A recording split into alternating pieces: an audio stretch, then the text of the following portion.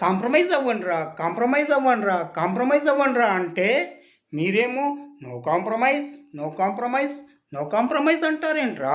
మీరు అసలు కన్న కొడుకులేనా అని నాకు కోపం వస్తుంది.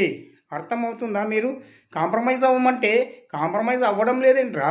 ప్రపంచంలో ప్రపంచంలో ఏ అమ్మాయి దొరకనట్టు, ఏ అందగత్తె లేదన్నట్లు మీరిద్దరు కలిసి ఒకే అమ్మాయిని ప్రేమించడం ఒకే అమ్మాయిని ప్రేమించడం నాకు నాకు చాలా వింతగా ఉందిరా, వింతగా ఉంది.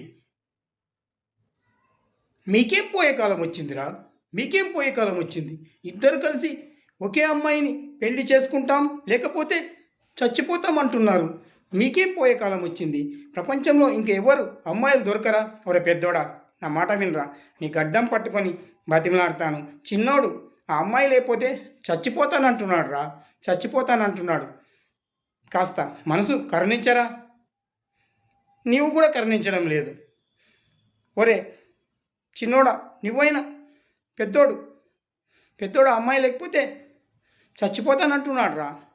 నా మాట విని నువ్వైనా కాస్త కరుణించరా, కరుణించు.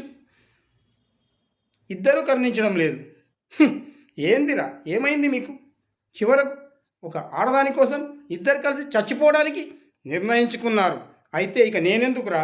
మీ ముందే మీ కన్న తండ్రిగా నేను చచ్చిపోతాను రా. మీరిద్దరు సుఖంగా పెళ్ళిళ్ళు చేసుకొని హాయిగా ఉండండి. కాంప్రమైజ్ కమ్మంటే తమాషాలు చేస్తున్నారేంట్రా? చివరిగా అడుగుతున్నాను, కాంప్రమైజ్ అవుతారా లేదా? ఏదో ఒకటి చెప్పండి నాకు.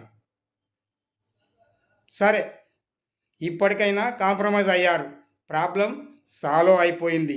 ఏదైనా కాంప్రమైజ్ అవ్వండిరా. కాంప్రమైజ్ కాకపోతే ఇక మూడో ప్రపంచ యుద్ధాలే జరుగుతాయి. ఒక ఆడదాని కోసం మీరిద్దరు కొట్టుకొని చావడం ఏమీ సబబుగా లేదు. కాంప్రమైజ్ అయినా అవ్వాలి, లేదంటే కొట్టుకొని చచ్చిపోతారు.